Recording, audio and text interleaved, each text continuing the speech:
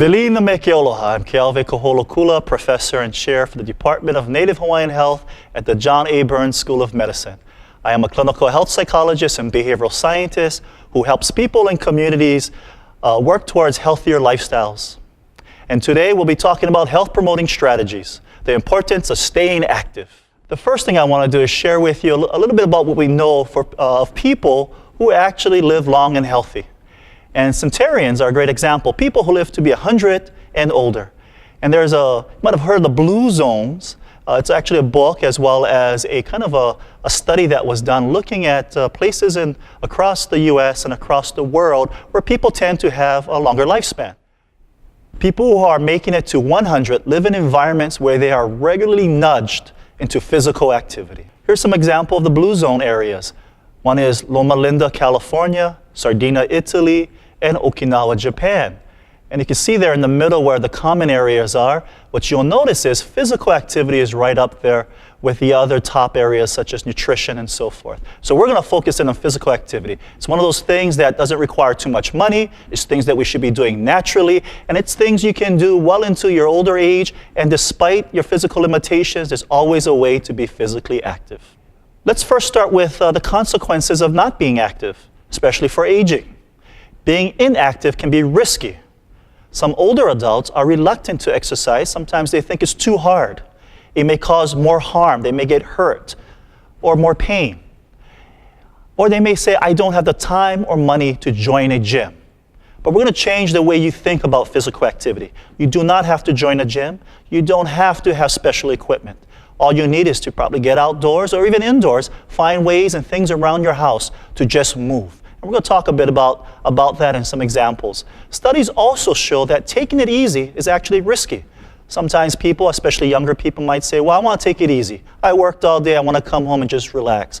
Well, that relaxing may actually be causing you long-term consequences as far as when you get older, you won't have the kind of strength and mobility you might have had if you remain active throughout your life. Plus, it's also great to combat obesity, overweight, or too much weight, momona.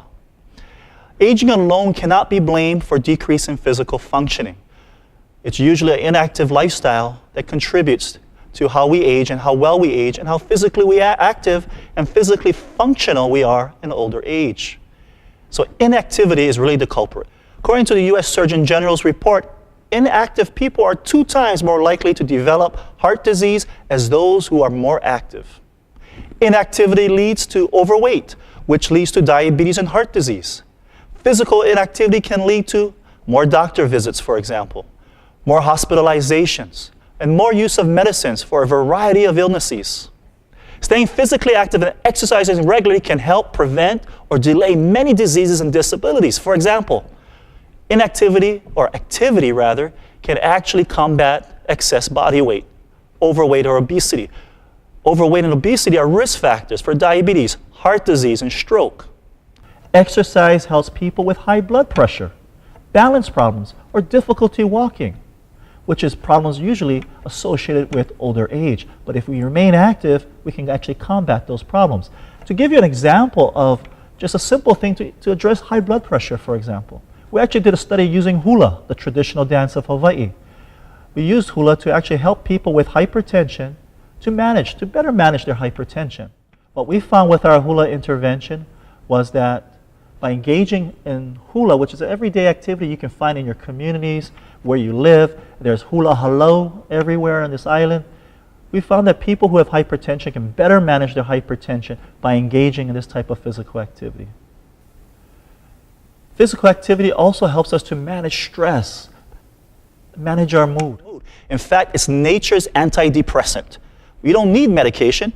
Just go out, move, get outdoors, and that itself has been shown through research to actually improve one's mood and help people deal more effectively with the stress of their daily activities or their work. Regular exercise can help reduce feelings of depression.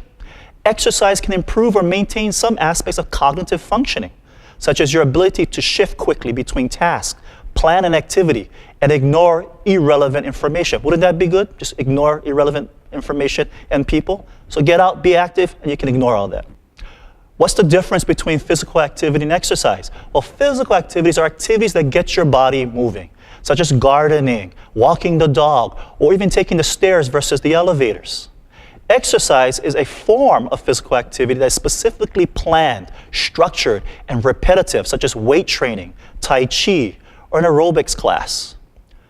Both will provide you with health benefits that can help you feel better and enjoy life more as you age. Ways to make exercise a habit. How do you make exercise a regular part of your daily life? Make it a priority. Make it easy. Make it safe. Make it sociable. Make it interesting and fun. And make it an active decision. Again, it needs to be a part of your priority. It needs to be part of your daily schedule. It's something you need to incorporate into your daily life. And it needs to be easy. The harder, the more expensive an activity is for you, the less likely you are to maintain that over time. You really need to make it easy. It has to fit your lifestyle. So you need to really find the kind of activities that you want to do and want to maintain. And there's a range of activities: walking, biking, swimming, hiking, gardening. Walk using the stairs versus the elevator. Or when you're shopping, instead of spending 1 hour trying to find the parking right in front of the supermarket, park on the other end where there's a lot of parking available and take that walk. It'll be good for you. And if you can do that on a daily basis, you're getting more physical activity into your life. How do we get started? Well, first, we need to start slowly. Most older adults, regardless of age or condition, will do just fine increasing their physical activity to a moderate level. But just in case, you should consult your physician to make sure that what you plan to do for physical activity is appropriate given any medical conditions you may have, your age, and your physical capacity.